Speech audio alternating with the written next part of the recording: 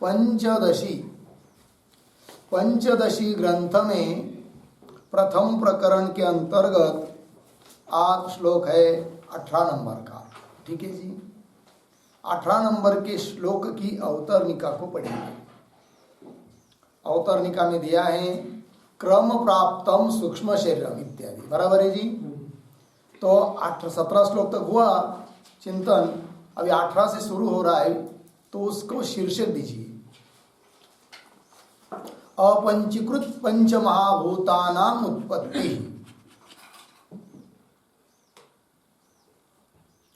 अपंचीकृत पंच महाभूतानाम उत्पत्ति।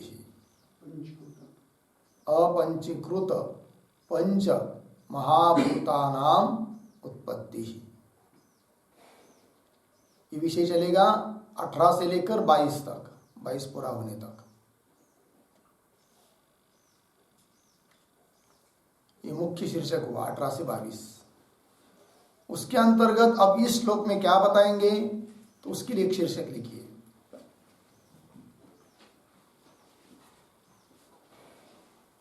तमः प्रधान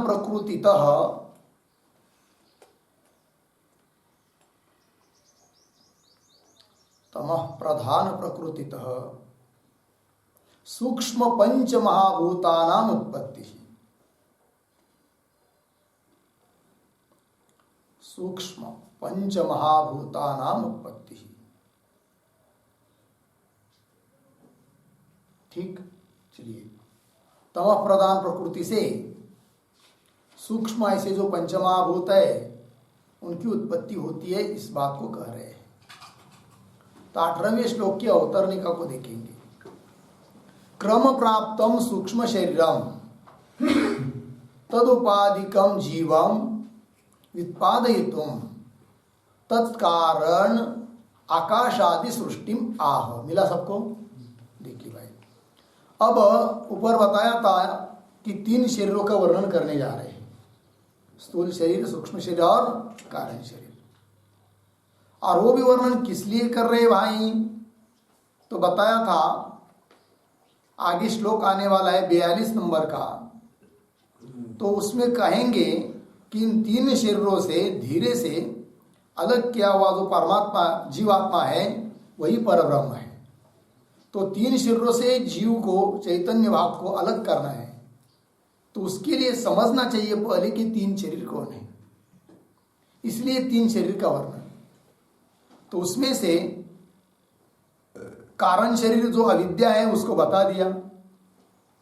अब कारण शरीर के बाद सूक्ष्म शरीर को बताना है। ठीक है जी, फिर बताएंगे स्थूल शरीर। तो सूक्ष्म शरीर और सूक्ष्म शरीर रूप उपाधि से युक्त जो जीव, उसको कहना है। ठीक है जी। अब सूक्ष्म शरीर कहना है, तो सूक्ष्म शरीर कहने के लिए उस सूक्ष्म शरीर का कारण जो अपंचीकृत पंच महाभूत है उनकी उत्पत्ति पहले बताएंगे। तब सबसे पहले क्या बताएंगे, फिर अपंचीकृत पंच महाभूतों की उत्पत्ति कैसी होती है। और अपंचीकृत पंच महाभूतों की उत्पत्ति, उसी को कहेंगे सूक्ष्म भूतों की उत्पत्ति। वो किस लिए? सूक्ष्म शरीर को बताने के लिए। और सूक्ष्म शरीर बताएंगे तो उसका अभिमानी जीव कौन है वो भी बताएंगे। तब 3 शरीरों में से 2 शरीरों का वर्णन हो जाएगा, फिर उसके बाद स्थूल शरीर का भी वर्णन आएगा। फिर बाद में बताएंगे किस प्रकार के जो 3 शरीर हैं ये आत्मा नहीं है, इनका साक्षी इनसे अतिरिक्त आत्मा है। तो इन 3 शरीरों से उस आत्मा को अलग करके समझना है। ठीक है जी। तो चलिए देखिए, क्रम प्राप्तम सूक्ष्म शरीरम तदुपाधिकम जीवम व्युत्पादयितुम। व्युत्पादयितुम मतलब प्रतिपादयितुम, प्रतिपादन करने के लिए।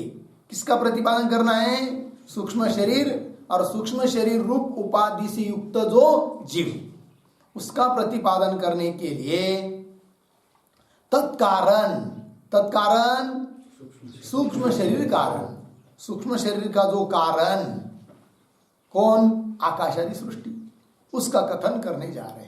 मिला पंक्ति? चलिए। तमः प्रधान प्रकृते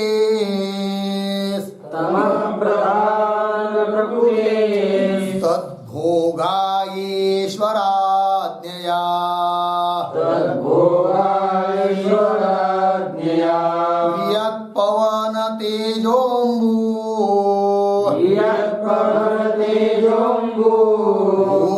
भूतानि जज्ञिरे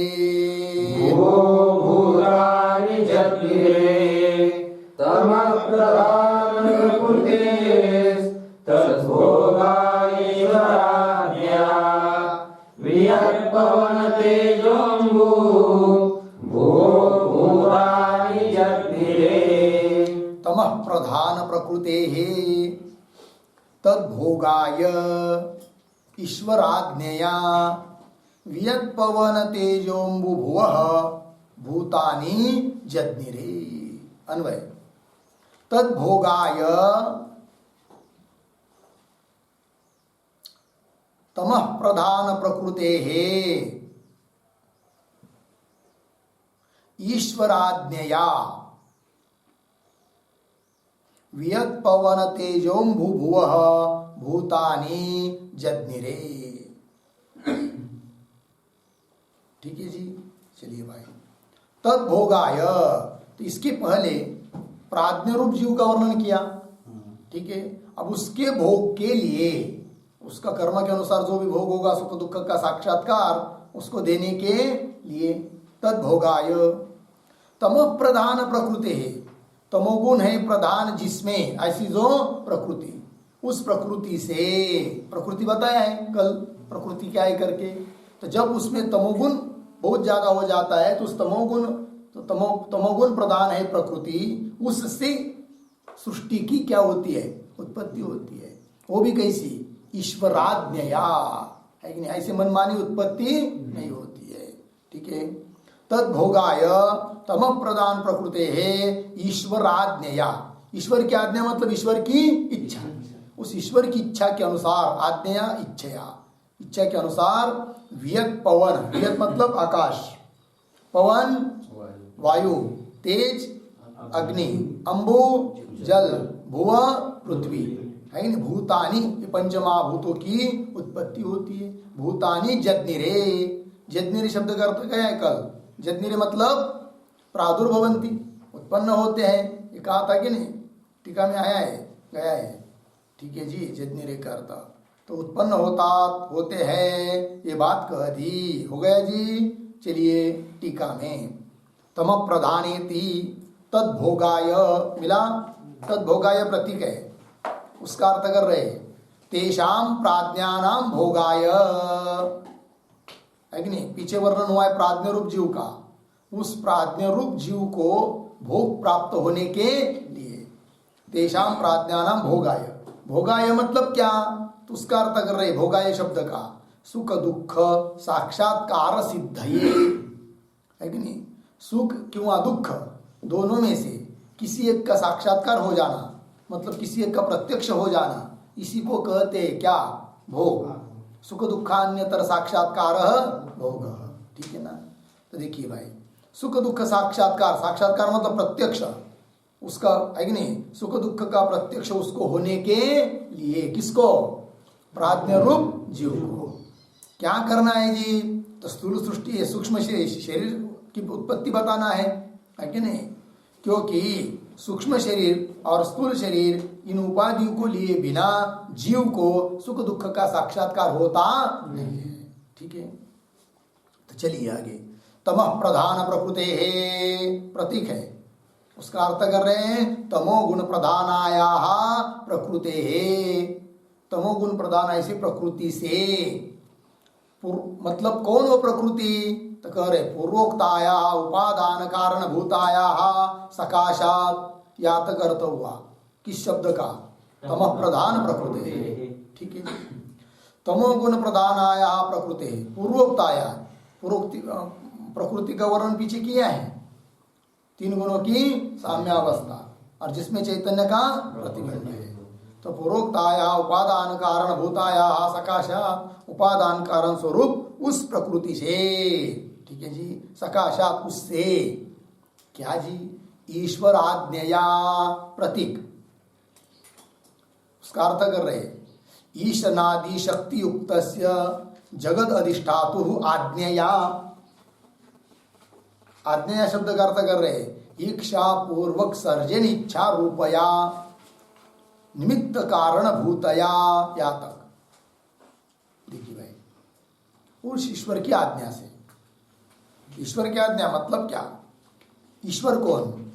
ईशनादि शक्ति युक्त, ईशन करना, आलोचन करना, देखना, शासन करना, नियमन करना इत्यादि शक्ति है जिसमें, उसको कहते हैं क्या? ईश्वर। तो ईशनादि शक्ति से युक्तस्य, कौन है वो ईश्वर? जगत अधिष्ठातु, संपूर्ण जगत का अधिष्ठान भूत ईश्वर है, जो कि ईशनादि शक्ति से युक्त है। उस ईश्वर की आज्ञा से, आज्ञया, ठीक है ना जी। आज्ञया मतलब क्या? इच्छा पूर्वक सर्जन, इच्छा सर्जन मतलब उत्पत्ति है कि नहीं? तो इच्छा संकल्प किया, संकल्प पूर्वक उत्पन्न करने की जो इच्छा है, ठीक है ना जी। इच्छा नहीं, देखना है किस जीव का क्या कर्म है, और उस कर्म के अनुसार उस जीव को भोग देने के लिए क्या बनाता है? ईश्वर सृष्टि को बनाता है। तो इच्छा पूर्वक सर्जन, इच्छा सर उत्पन्न करने की इच्छा रूपया आज्ञया, इस प्रकार की आज्ञा। और वो आज्ञा कैसी है? जगत के लिए निमित्त कारण है। तो निमित्त कारण भूतया आज्ञया, ठीक है जी। उस ईश्वर की आज्ञा से उत्पत्ति होती, फिर किसकी? तो बता रहे आगे, वियदादि पृथ्व्यंतानि पंचभूतानि, मूल में आया कि नहीं? वियद पवन तेजोम्बु भुव, ये सब। तो वियद आदि, वियद मतलब आकाश, आकाश है पहला जिसमें, और पृथ्वी है अंतिम में जिसमें। ऐसे कितनी हुई? 5। वियदादि पृथ्व्यंतानि पंचभूतानि जज्ञिरे, जज्ञिरे शब्द का अर्थ कर रहे प्रादुर्भूतानि, उत्पन्न होते हैं। जज्ञिरे प्रतीक है, उसका अर्थ कर दिया प्रादुर्भूतानि, उसका भी अर्थ कर रहे उत्पन्नानि इत्यर्थ, उत्पन्न होते हैं, उत्पन्न हुए हैं। हो गया जी। किनकी उत्पत्ति हुई है? पंचमहाभूतों की। वो पंचमहाभूत कौन कौन है? आकाश, वायु, अग्नि, जल, पृथ्वी, है कि नहीं? और इन पंचमहाभूतों की उत्पत्ति किससे हुई है? तम प्रधान प्रकृति से हुई है। अर्थात इन पंचमहाभूतों का उपादान कारण कौन? तम प्रधान प्रकृति। और इन पंचमहाभूतों का निमित्त कारण कौन? ईश्वर की आज्ञा। ईश्वर की आज्ञा मतलब ईश्वर की इच्छा, उत्पन्न करने की इच्छा। इच्छा ही क्या है? आज्ञा है। और इन पंचमहाभूतों की उत्पत्ति किस लिए बताई जा रही है? सूक्ष्म शरीर की उत्पत्ति कैसी होती है इस बात को बताने के लिए। और वो सूक्ष्म शरीर की उत्पत्ति किस लिए? तो उसके उपाधि वाला, सूक्ष्म शरीर का उपाधि वाला जो जीव है उसको भी कहेंगे, लेकिन ये सूक्ष्म शरीर की उत्पत्ति किसके लिए? प्राज्ञ स्वरूप जीव को भोग होने के लिए। समझ में आया कि नहीं? जीव को भोग देना है ना। भोग में देना है मतलब क्या? भोग का अर्थ क्या है? सुख या दुख दोनों में से किसी एक का साक्षात्कार होना, इसी को कहते हैं क्या? भोग। किसका साक्षात्कार? सुख किंवा दुख का साक्षात्कार मतलब प्रत्यक्ष अनुभूति, सुख का अनुभव आना है कि दुख का अनुभव हो जाना, इसी को कहते हैं क्या? भोग। लग गए पंक्ति सब? देखिए आगे, ये हो गया भाई 18वां श्लोक। अब चलते हैं आगे श्लोक नंबर 19 में। भूत सृष्टिम अभिधाय भौतिक सृष्टिम अभिदधान आदौ ज्ञानेन्द्रिय सृष्टिम आह। हो गया 19वें श्लोक की अवतरणिका। भूत सृष्टिम अभिधाय, ये है कि नहीं? इसके ऊपर लिखिए शीर्षक ज्ञानेन्द्रियाणाम उत्पत्ति ही।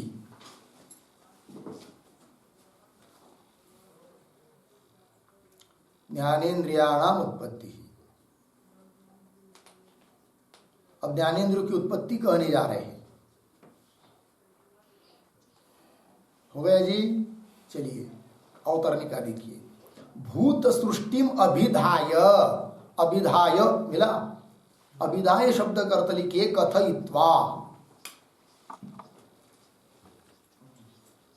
भूत सृष्टि मतलब उत्पत्ति, भूत मतलब पंचमहाभूत, पंचमहाभूतों की उत्पत्ति कहकर, अभिधाय कथन करके। अब आगे भौतिक सृष्टिम अभिदधान है नहीं? भूतों से उत्पन्न होने वाली जो सृष्टि, उसको कहेंगे भौतिक सृष्टि। तो भौतिक सृष्टि, भौतिक पदार्थों की उत्पत्ति अभिदधान, अभिददाना मतलब कथयन, कथन करते हुए। भौतिक सृष्टि अभिददान, कथन करते हुए कौन? ग्रंथकार। पंक्ति लग रही कि नहीं? भूत पंचमहाभूतों की उत्पत्ति कहकर, अब पंचमहाभूतों से क्या क्या उत्पन्न होता है भौतिक पदार्थ, उनको बताते हुए ग्रंथकार उनमें आदौ सबसे पहले ज्ञानेन्द्रिय सृष्टि आह। तो भौतिक पदार्थों में सबसे पहले किसकी उत्पत्ति कहेंगे? ज्ञानेन्द्रियों की। ज्ञानेन्द्रिय भी भौतिक ही है, अर्थात भूतों से ही उत्पन्न हुए हैं, तो उनकी सृष्टि, उनकी उत्पत्ति बता रहे पहले, है कि नहीं? आदौ प्रथम ज्ञानेन्द्रिय सृष्टि, सृष्टि उत्पत्ति, ज्ञानेन्द्रिय की उत्पत्ति कह रहे श्लोक नंबर 19 में। श्लोक को पढ़ते हैं। सत्वांशे पंचभिस्तेषां, सत्वांशे पंचभिस्तेषां प्रमादीन्द्रिय पंचकम्, प्रमादीन्द्रिय पंचकम् श्रोत्रत्वगक्षिरसन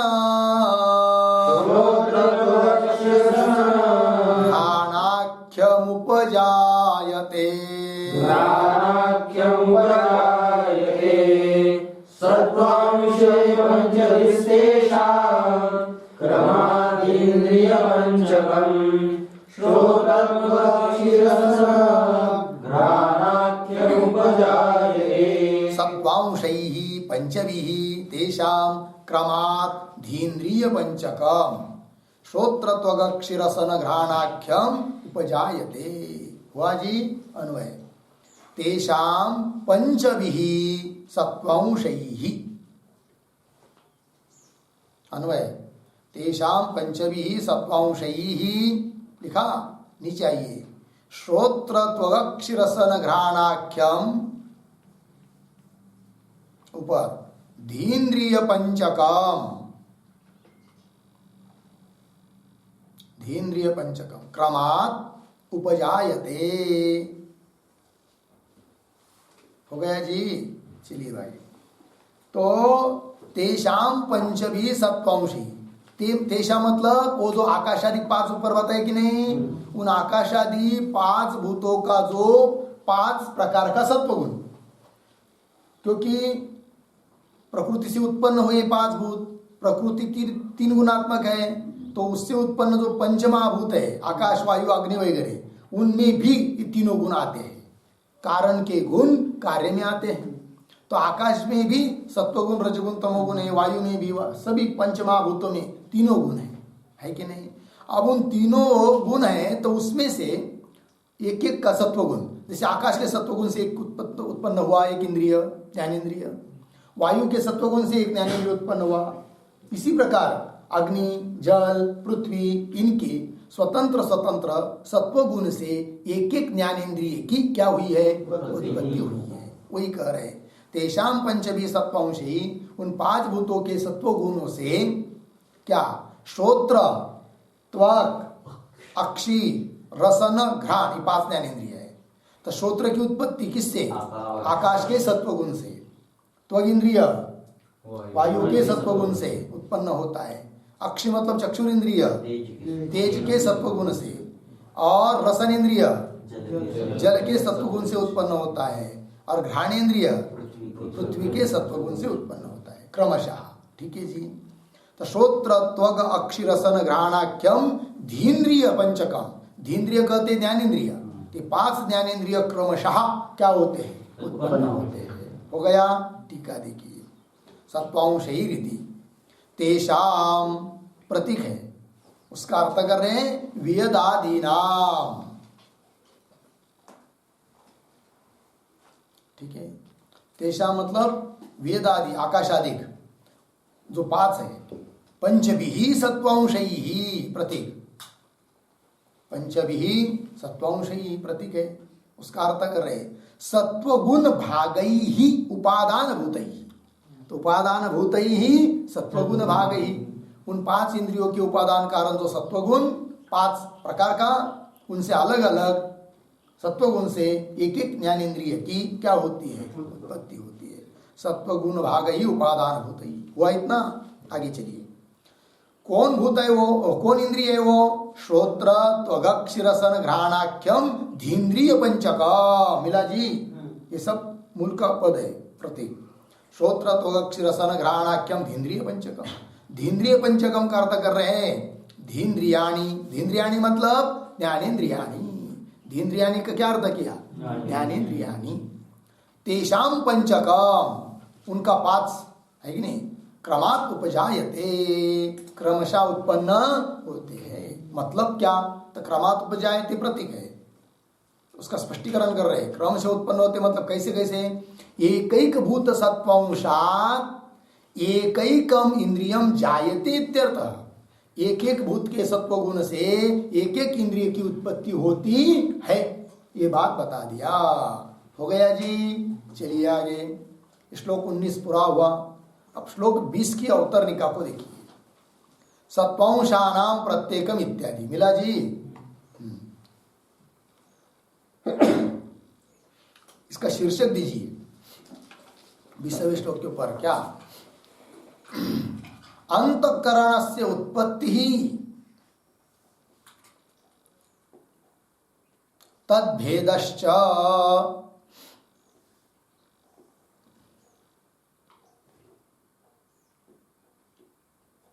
अंतःकरणस्य उत्पत्ति तद्भेदश्च। अब अंतःकरण की उत्पत्ति बता रहे हैं और उसके भेद बता रहे हैं। ठीक है जी? हाँ, तो देखिए अवतरणिका को।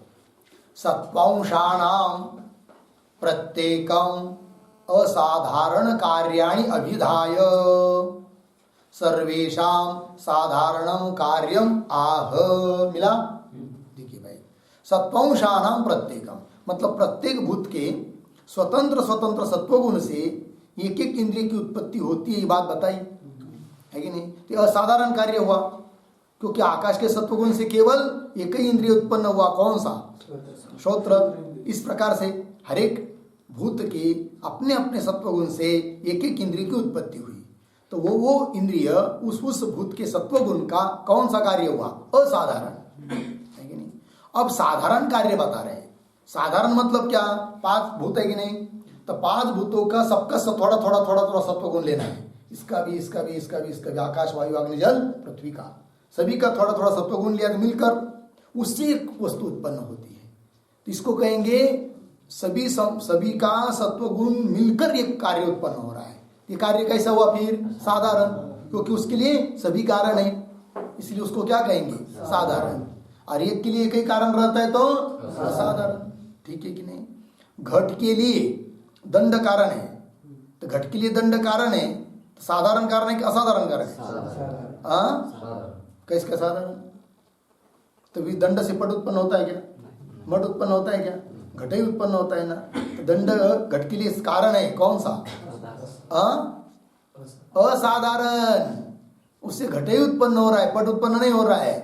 यदि उस दंड से घट भी उत्पन्न होता, पट भी उत्पन्न होता, मठ भी उत्पन्न होता, सब उत्पन्न होते, तब कहते साधारण। क्या उत्पन्न होता है? केवल घट। तो घट के लिए दंड कौन सा कारण है? असाधारण है नहीं? घट के लिए चक्र कौन सा कारण है? असाधारण। घट के लिए कुलाल कौन सा कारण है? घट के लिए मिट्टी कौन सा कारण है? उपादान कारण तो है लेकिन असाधारण है कि नहीं? और घट के लिए ईश्वर भी कारण है कि नहीं? ईश्वर इच्छा भी कारण है कि नहीं? है कि नहीं? तो घट के लिए ईश्वर इच्छाधिक जो कारण है वो कैसी है? साधारण है, क्योंकि सभी कार्य के लिए कारण है वो ईश्वर इच्छाधिक है कि नहीं जी? घट के लिए भी है, पट के लिए भी है, मठ के लिए भी है, सबके लिए कारण है, इसलिए क्या कहेंगे? उसको साधारण कहेंगे। ठीक है ना जी? आपको कह दिया जाओ आड़स को जाओ और इसको लेकर जाओ अस्पताल में और इंजेक्शन देके लेके आओ, तो आपके लिए कौन सा कार्य हुआ? असाधारण है कि नहीं? और घंटी बजाई और सबके लिए कह दिया भाई आओ इधर, ये सब क्या करना है? यहाँ पर गवत या तृण घास को निकालना है, साफ सफाई करना है। वो कार्य कैसा हुआ? साधारण। सबको मिलकर हो रहा है कि नहीं? अब समझ में आया? साधारण असाधारण। तो श्रोत्रेंद्रिय उत्पन्न हुआ किससे? आकाश के सत्वगुण से, है कि नहीं? तो आकाश के सत्वगुण का श्रोत्रेंद्रिय साधारण कार्य है कि असाधारण कार्य है? असाधारण कार्य है। श्रोत्रेंद्रिय का असाधारण कारण कौन? आकाश का सत्वगुण है। समझ में आया जी? है कि नहीं? और त्वग इंद्रिय का असाधारण कारण कौन है? वायु का सत्व गुण है। अब समझ में आया? तो सभी का असाधारण कार्य बता दिया, एक एक से एक एक उत्पत्ति। अब सभी का सत्व गुण मिलकर अंतकरण उत्पन्न होता है। तो अंतकरण कैसा हुआ? फिर साधारण कार्य हुआ। और अंतकरण के लिए साधारण कारण कौन? सभी भूतों का मिलित सत्व गुण। समझ में आया अभी? हाँ, पंक्ति देखिए। सत्वांशानाम प्रत्येकम असाधारण कार्य अभिधाय, यही है ना जी? सत्व गुण का प्रत्येक का असाधारण कार्य कहकर, एक एक भूत का एक एक कार्य ऐसा कहकर, सर्वेशाम साधारणम कार्यम आह, सबका साधारण कार्य मतलब सबका मिलकर जो कार्य उत्पन्न होता है उसको अब कह रहे हैं। समझ में आया? देखिए श्लोक को पढ़ते हैं। तैरंतकरणं सर्वैः बुद्धिभेदेन तद्विधा मनोविमर्श रूपं स्यात् बुद्धि स्यान्निश्चयात्मिका। तैरंतकरणं सर्वैः बुद्धिभेदेन तद्विधा मनोविमर्शरूपं स्यात् बुद्धि स्यान्निश्चयात्मिका। तैः अंतकरणं सर्वैः वृत्तिभेदेन तद्विधा मनः विमर्श रूपं स्यात् बुद्धि स्यात् निश्चयात्मिका। अन्वय। तैः सर्वैः अंतःकरणम् तैः सर्वैः अंतःकरणम् तत् वृत्तिभेदेन द्विधा तत् वृत्तिभेदेन द्विधा हुआ जी। नीचे विमर्श रूपम मनः स्यात् विमर्श रूपम मनः स्यात् निश्चयात्मिका बुद्धि स्यात् निश्चयात्मिका बुद्धि स्यात्। हो गया जी? चलिए। तो तैः सर्वैः अंतकरण, उन सभी भूतों का मिलित जो सत्व गुण है उससे अंतकरण उत्पन्न होता है। और वह अंतकरण तद मतलब वो अंतकरण वृत्ति भेदेन द्विधा, वृत्ति के भेद से कितने प्रकार का है जी? दो प्रकार का है। कौन कौन दो प्रकार है? तो कह रहे विमर्श रूपम मनः स्यात्, है कि नहीं? विमर्श स्वरूप जो है उसको कहते हैं क्या? मन। संशयात्मिका वृत्ति, है कि नहीं? उसको कहते हैं मन। और निश्चयात्मिका बुद्धि स्यात्, निश्चयात्मिका जो अंतकरण की वृत्ति उसका नाम है क्या? बुद्धि। और संशयात्मक जो अंतकरण की वृत्ति है उसका नाम मन। हो गया जी? चलिए टीका में। तैरिति तैहि प्रतीक है, तो देखिए आगे। सह सत्वांशैः सर्वैः संभूय वर्तमानैः। ठीक है जी? तो देखिए भाई, तैहि मतलब क्या? तो तैहि सह सत्वांशैः सर्वैः, तैहि सर्वैः सह सत्वांशैः, उन सभी का मिलकर जो सत्व गुण उससे, है कि नहीं? कैसे? संभूय मतलब मिलकर, संभूय का अर्थ होता है मिलकर। संभूय वर्तमान ही मिलकर जो है उनसे अंतकरणम, अंतकरणम प्रतीक है तो उसका अर्थ कर रहे मनोबुद्धि उपादान भूतम द्रव्यम। अंतकरण मतलब क्या? मन और बुद्धि का उपादान भूत जो द्रव्य है उसी का नाम है क्या? अंतकरण, है कि नहीं जी? मन को उपादान कारण कौन है? अंतकरण। बुद्धि को उपादान कारण कौन है? अंतकरण। अंतकरण का कार्य कौन है? अंतकरण का कार्य कौन है? मन और बुद्धि। ठीक है ना जी? घट का कारण कौन है? मिट्टी। घट का कारण कौन है? मिट्टी। ठीक है ना जी? मिट्टी का कार्य कौन है? घट। वही तो है। अंतकरण का कारण कौन है? कारण पंचमहाभूत। हाँ, पंचमहाभूतों का मिलित सत्व गुण, पंचमहाभूतों का जो मिलित सत्व गुण है उसका कार्य कौन है? और अंतकरण का कार्य कौन है? मन और बुद्धि। मन का स्वरूप क्या है? संशयात्मक वृत्ति है कि नहीं? और बुद्धि का स्वरूप क्या है? निश्चयात्मक वृत्ति। बात समझ में आई? चलिए, तो अंतकरण का अर्थ कर रहे मन बुद्धि उपादान भूत, मन और बुद्धि का उपादान स्वरूप द्रव्यम। ठीक है जी, उपजायते इति अनुषंग, ऐसा अनुषंग, ऐसा संबंध है। हो गया जी। चलिए आगे, तस्य अवांतर भेदम सनिमित्तम आह। ठीक, तस्य अंतकरण अवांतर भेद, बीच वाले भेद है कि नहीं, मध्यस्थ भेद, उपभेद, उसको अब कह रहे हैं अवांतर भेदम सनिमित्तम आह। निमित्त के साथ कह रहे, क्यों भेद है करके उसका निमित्त भी बता रहे हैं वृत्ति इत्यादि पंक्ति के द्वारा। तो चलिए आगे टीका में, तद ऊपर में आया, क्या आया था कि नहीं? तद्विदा, ऊपर वृत्ति भेदे तद्विदा, तत्पद आया कि नहीं? वो तद यहाँ पर यह प्रतीक है। तद, तद शब्द का अर्थ है अंतःकरणम। तत्का अर्थ क्या किया? अंतःकरण।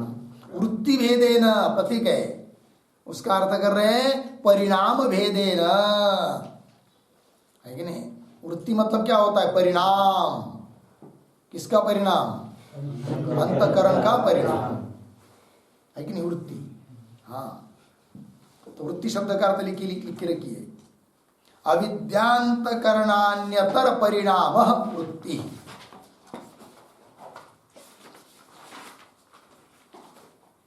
अविद्यांतकरणान्यतर परिणाम वृत्ति। अविद्या किंवा अंतकरण, इन दोनों में से किसी का भी जो परिणाम, उस परिणाम को कहते हैं क्या? वृत्ति। परिणाम मतलब अवस्थांतर, अंतकरण की अवस्था विशेष, है कि नहीं? वही वृत्ति है। उसमें एक मन रूप है, एक बुद्धि रूप है, इतना ही। चलिए भाई, टीका में वृत्ति भेदेन परिणाम भेदेन द्विधा, द्विधा प्रतीक है, उसका अर्थ कर रहे द्विप्रकारम भवति, दोनों प्रकार की है। वो कौन दो प्रकार है भाई? तो उसको बता रहे, वृत्ति भेदम एव दर्शयति, उस वृत्ति के भेद दिखा रहे, परिणाम के भेद दिखा रहे हैं, उस अवस्था के भेद दिखा रहे हैं मन इत्यादि पंक्ति के द्वारा मूल में। उसी की व्याख्या करें टीका में, देखिए विमर्श रूपम, ये प्रतीक है। विमर्श रूपम का अर्थ कर रहे आगे विमर्श, विमर्श मतलब संशयात्मिका वृत्ति। विमर्श शब्द का अर्थ, विमर्श शब्द का क्या अर्थ है? संशयात्मिका वृत्ति। आगे सा स्वरूपम यस्य, वो संशयात्मिका वृत्ति है स्वरूप जिसका, यस्य तत्तथा, तत्तथा मतलब विमर्श रूपम, कौन? मन। मतलब संशयात्मिका है वृत्ति जिसकी, स्वभाव जिसका, उसको कहते हैं क्या? मन। ठीक है ना?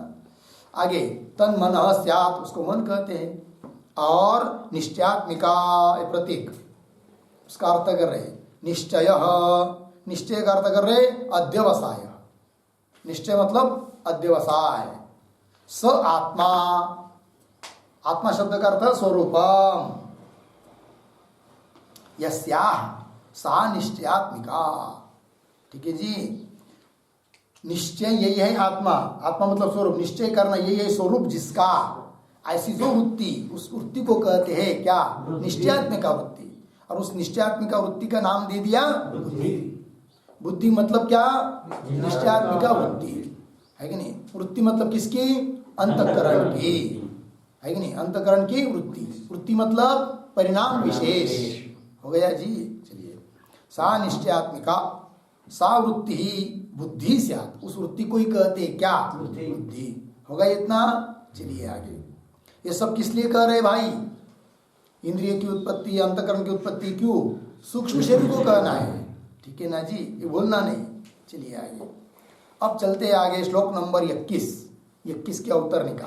क्रम प्राप्तानाम मिला जी, क्रम प्राप्तानाम रजोंशानाम प्रत्येकम असाधारण कार्याणि आह, मिला? हाँ, श्लोक नंबर 21 के अवतरणिका।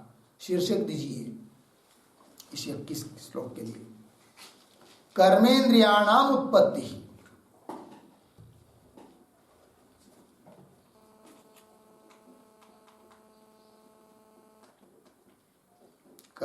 कर्मेंद्रियाणाम उत्पत्ति, कर्मेंद्रियों की उत्पत्ति।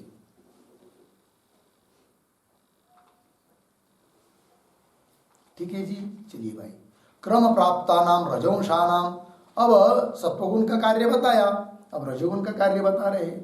तो रजोंशानाम प्रत्येकम असाधारण कार्य, रजोगुण का प्रत्येक का एक एक का असाधारण कार्य, ठीक है ना। आकाश के रजोगुण से एक कार्य, वायु के रजोगुण से एक कार्य, इस प्रकार के उसको कह रहे हैं। अभी श्लोक को पढ़ते हैं। रजोंश पंचभिस्तेषा क्रमात् कर्मेन्द्रियाणि तु वाक्पाणिपादपायूप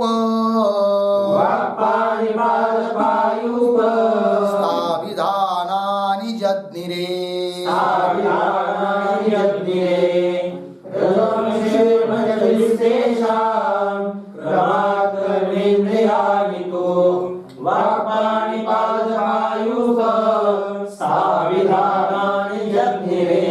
रजोंशैः पंचभिः तेषां क्रमात् कर्मेन्द्रियाणि तु वाक्पाणिपादपायूपस्थाभिधानानि जज्ञिरे। अन्वय। तेषां पंचभिः रजोंशैः,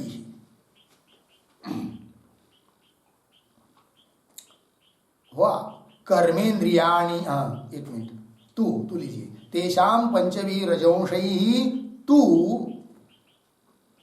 कर्मेन्द्रियाणि क्रमात् वाक्पाणिपादपायूपस्थाभिधानानि जज्ञिरे। अर्थ देखिए भाई। तेषाम मतलब कौन? पंचमहाभूत आकाशादिक, उनसे, उनके पंचभी रजोंशई, 5 रजोगुण से, अलग अलग स्वतंत्र रजोगुण से तू तो क्या उत्पन्न होते हैं? क्रमात् कर्मेंद्रियाणि, कर्मेंद्रिय उत्पन्न होते क्रमशः। कैसे? कौन कौन? वाक मतलब वाणी, पाणी मतलब हाथ, पाद मतलब पैर, पायु मतलब गुदेंद्रिय, और उपस्थ मतलब जनेन्द्रिय, ठीक है ना। अभिधानानि मतलब यह है नाम जिनके, ऐसे 5 कर्मेंद्रियों की क्या होती है? उत्पत्ति होती है। ठीक है। रजोंशैरिति तेषाम, ये प्रतीक है, उसका अर्थ कर रहे हैं वेदादीनाम एव, है नहीं, वेदादिक 5 महाभूत आकाशादिक, पंचभी रजोंशैः, तो उसका अर्थ कर रहे हैं प्रतीक है पंचभी रजोंशैः। तो रजो भागैः तु उपादान भूतैः, उन्हीं प्रत्येक के रजोगुण से, रजो भाग से, जो कि उपादान कारण है 5 कर्मेंद्रिय के लिए, ठीक है जी। रजो भागैः तु उपादान भूतैः क्या? वाक् पाणिपाद पायुपस्थाभिधानानि, ये 5 कर्मेंद्रिय है, लेकिन श्लोक का पद है। एतन् नामकानि कर्मेंद्रियाणि, ये अभिधानानि पद आया था कि नहीं?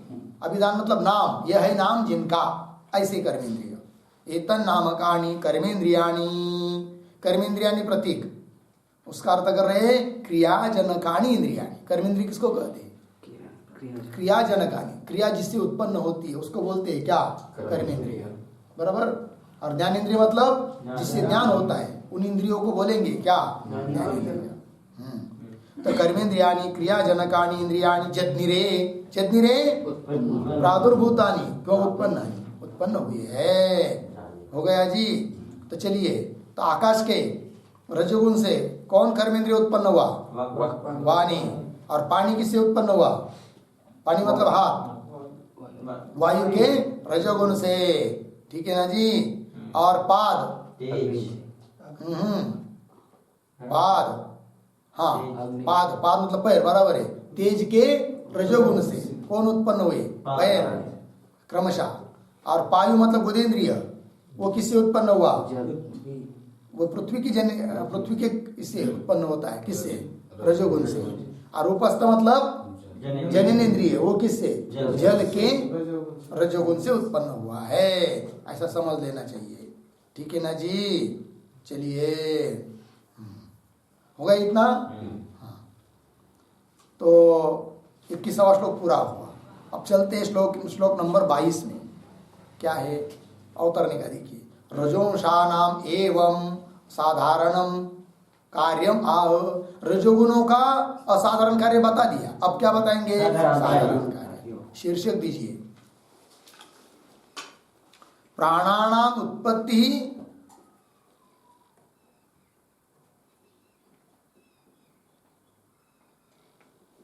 प्राणानाम बहुवचन कर सकते क्यों? प्राणस्य उत्पत्ति तद्भेदश्च, क्योंकि प्राण वस्तुता एक ही है। प्राणस्य उत्पत्ति तद्भेदश्च, प्राण की उत्पत्ति और उसके भेद कह रहे आप। हुआ जी। चलिए रजोंशानाम एवं साधारणम कार्यमाह। श्लोक को पढ़ते। तैः सर्वैः सहितैः प्राणो वृत्तिभेदात् स पंचधा प्राणोपानः समानश्चो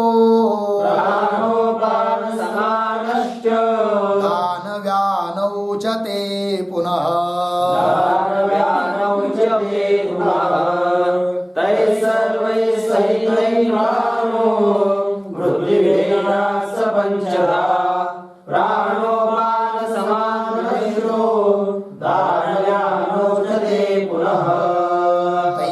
सर्वैः सहितैः प्राणः वृत्तिभेदात् सह पंचधा प्राणः अपानः समानः च उदानव्यानौ च ते पुनः। ठीक अन्वय। सहितैः तैः सर्वैः,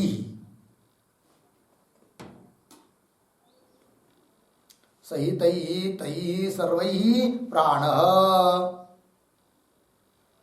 सह वृत्तिभेदात् पंचधा सह वृत्तिभेदात् पंचधा। हुआ जी। नीचे आइए अंतिम। ते पुनः प्राण अपान समान उदान व्यानौ च। अर्थ देखिए। सहितैः तैः सर्वैः, मिलकर उन सभी के रजोगुण से क्या? प्राण उत्पन्न होता है। सह वृत्ति भेदात पंचदा, व्यापार के वेद से, क्रिया के वेद से। कितने प्रकार का है? प्राण 5 प्रकार का है।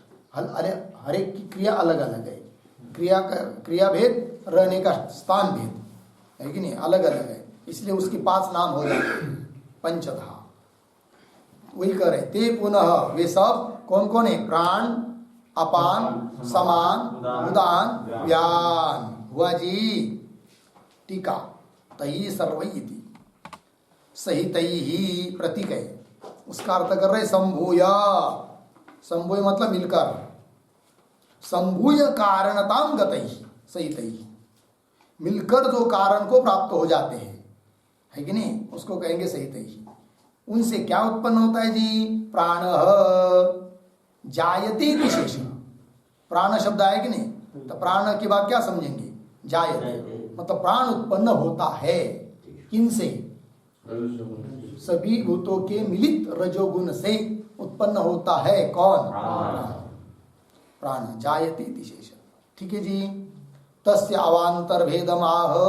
मिला ना टीका में? तस्य प्राणस अवांतर भेद, प्राण के बीच वाले भेद कहते हैं अभी।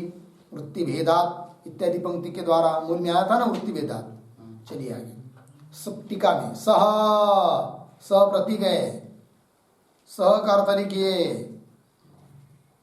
सह बराबर प्राण, और आगे आया वृत्ति भेदात प्रतीक, उसका अर्थ कर रहे प्राण नादि व्यापार भेदात। ठीक, प्राण नादि, जैसे प्राण का व्यापार है प्राणन, है कि नहीं, अपान का व्यापार है अपानन। तो वो लिख लीजिए चाहे तो, उन 5 प्राणों के 5 व्यापार का नाम लिख लीजिए। प्राणन, अपानन,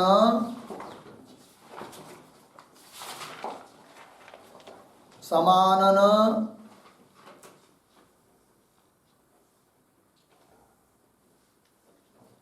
हुआ जी, प्राणन, अपानन, समानन, उदानन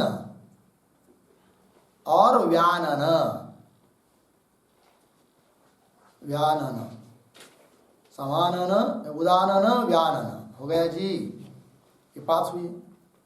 तो प्राणन मतलब क्या जी? तो प्राण नाम का 5 प्राण है कि नहीं? पहला प्राण कौन है? प्राण है कि नहीं? वो कहाँ रहता है? कंठ देश में। और श्वासोश्वास उसकी क्रिया, तो उस श्वासोश्वास क्रिया उस करता है, व्यापार करता है, उसका नाम है प्राणन।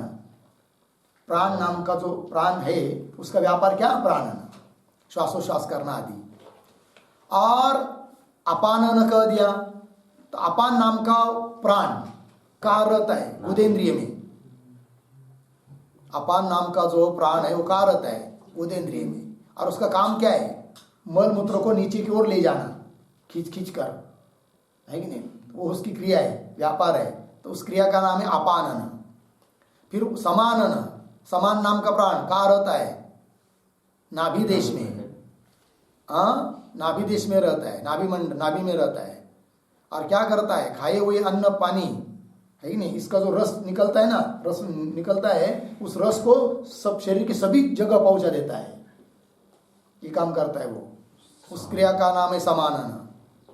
और उदानन, ये कहाँ रहता है? हृदय में। और उसका काम क्या है कि नहीं? तो खाए हुए जो अन्न पानी है उसको अलग करना, ठीक है ना जी? हाँ, और गरल आदि जो ऊपर की ओर आती है ना, ढेकर आदि, उसको निकालना, ये उसका काम है। और व्यानन, व्यान नाम का प्राण संपूर्ण शरीर में रहता है और सभी नाड़ी को फैला के रखता है कि नहीं? ये उसका क्या है? काम है। तो कहने का तात्पर्य प्राण एक ही है, किंतु रहने का स्थान भिन्न भिन्न है और उसका व्यापार भिन्न भिन्न है, इसलिए उसके क्या हो जाते हैं? अलग अलग नाम हो जाते हैं। ठीक है जी, चलिए। तो वृत्ति भेदात प्राणादि व्यापार, वृत्ति भेदात का अर्थ कर दिया प्राणादि व्यापार भेदात। मिला? पंचधा प्रतीक, पंचधा का अर्थ है पंच प्रकार भवती, वो प्राण के 5 प्रकार हो जाते हैं। वो कौन है? तो वृत्ति भेदान एव दर्शयति, वृत्ति के द्वारा, वृत्ति के कारण जो भेद होते उसके, उसको दिखा रहे मूल में। प्राण, अपान, समान, च, उदान, व्यान इत्यादि हुआ जी। और ते पुनः, टीका में ये प्रतीक है, ते पुनः, श्लोक में आया था ते पुनः, उसका अर्थ कर रहे ते तु भेदाः प्राणादि शब्द वाच्याः इत्यर्थ है कि नहीं? ते तु भेदा, उनके जो भेद है ना, वही प्राणादि शब्द के वाच्य है। अर्थात 5 प्राण कौन कौन? प्राण, अपान, समान, उदान, व्यान। ठीक है जी, चलिए। तो अभी तक क्या क्या बताया? 5 ज्ञानेंद्रिय की उत्पत्ति बताई, अंतःकरण की उत्पत्ति बताई, और 5 कर्मेंद्रिय की उत्पत्ति बताई, और 5 प्राण की उत्पत्ति बताई। और अंतःकरण की उत्पत्ति बताने के बाद उसके 2 भेद दिखाए, कौन कौन? मन और बुद्धि। हो गया इतना। अब आगे चलिए श्लोक नंबर 23 में। 23 नंबर के श्लोक की अवतरणिका समझ लो बस।